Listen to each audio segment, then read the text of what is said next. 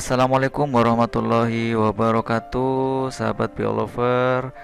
Jika pada video sebelumnya kita telah belajar bagaimana memprediksi potensi senyawa obat atau potensi senyawa metabolit sekunder dari tanaman tertentu, pada video kali ini kita akan belajar bagaimana farmakokinetik dan farmakologi dari senyawa obat tertentu.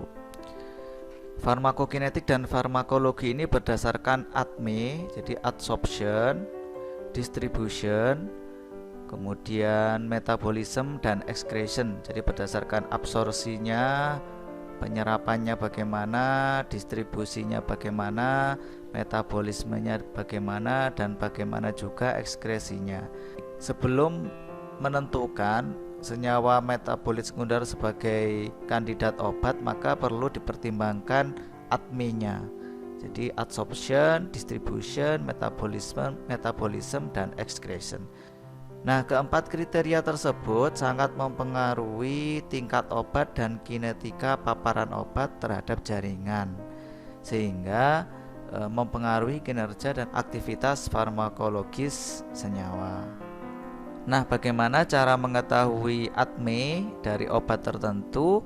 Kita bisa mengunjungi web server Swiss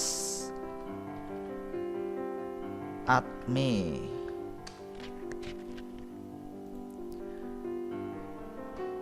Nah, nanti web servernya akan seperti ini. Jadi sahabat biolover nanti bisa menuliskan sendiri, menggambar sendiri strukturnya jika memang strukturnya tidak ada.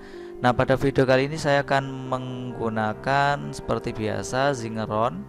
Saya sudah mempunyai canonical smell-nya, jadi nanti tinggal masukkan di sini, kemudian klik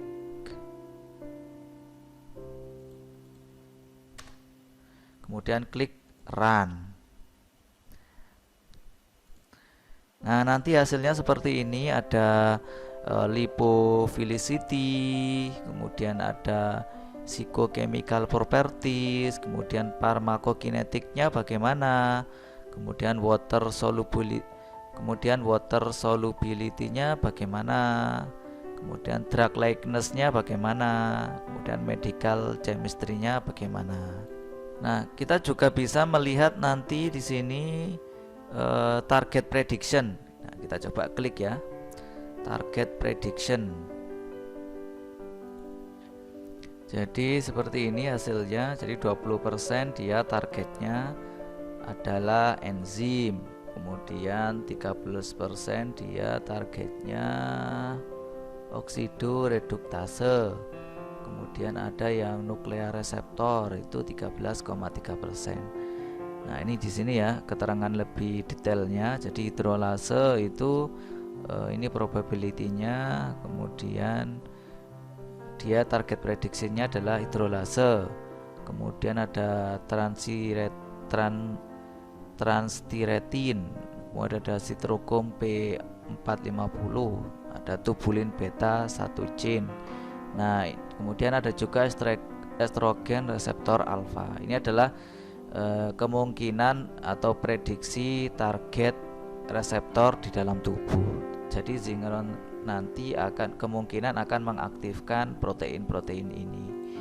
Nah, kita juga bisa melihat, nah di sini ada Swiss ADME-nya, kemudian ini target prediction, ini Swiss similarity. Jadi nanti senyawa yang kita inputkan tadi itu dia mirip dengan siapa.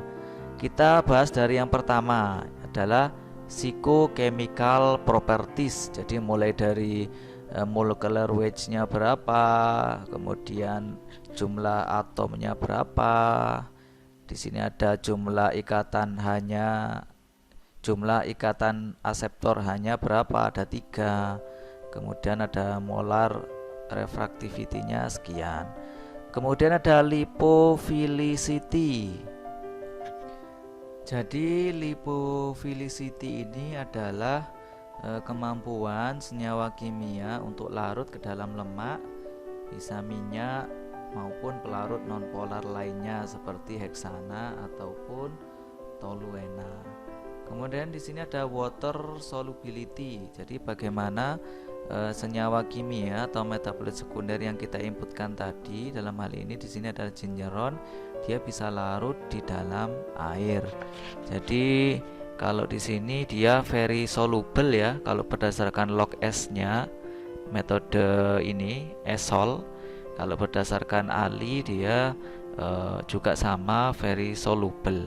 Kalau berdasarkan ini dia soluble. Nah, kemudian di sini ada pharmacokinetic, ada GI absorption, itu gastrointestinal absorption. Jadi bagaimana senyawa yang kita inputkan tadi bisa diserap oleh usus. Jadi kalau di sini kriterianya adalah high. Kemudian ada BBB, blood brain barrier, kemudian ada CYP1A2, ini adalah sitokrom P450 inhibitor. Yes, dia sebagai inhibitor sitokrom P450. Kemudian di sini ada drug likeness. Jadi drug likeness itu apakah senyawa yang kita inputkan itu mirip obat gitu ya. Nah, itu ada beberapa syarat. Ada yang berdasarkan Lipinski rule. Jadi kalau berdasarkan Lipinski rule itu senyawa dikatakan obat jika molecular weight-nya kurang dari 500 Dalton. Jika M log P-nya kurang dari 4,15, jumlah N ataupun atom O-nya dia kurang dari 10. Nah, itu syarat-syaratnya dari sini. Jadi kalau di sini dia terkategorikan null violation. Jadi dia memenuhi syarat dari Lipinski. Kemudian ada banyak syarat ya, ada Lipinski, Gus, Weber, Egan, kemudian nanti bisa melihat. Nah, kemudian yang terakhir ada medicinal chemistry. Jadi berdasarkan metode paint, bring, lead likeness-nya dia satu violation ya, karena molecular weight-nya kurang dari 250. Namun semuanya terkategorikan oke. Nah, sebenarnya kita bisa melihat di sini ya sahabat biolover, selama flexibility, lipophilicity, size-nya, polarity, insolubility dan insaturation-nya itu masih dalam zona yang pink ini, maka dia terkategorikan normal-normal saja. Nah, demikian sahabat biolover bagaimana caranya men-screening senyawa aktif dari metabolit sekunder tanaman tertentu. Jika ada pertanyaan silahkan tulis di kolom komentar. Silahkan share video ini ke sahabat biolovers yang lainnya. Terima kasih.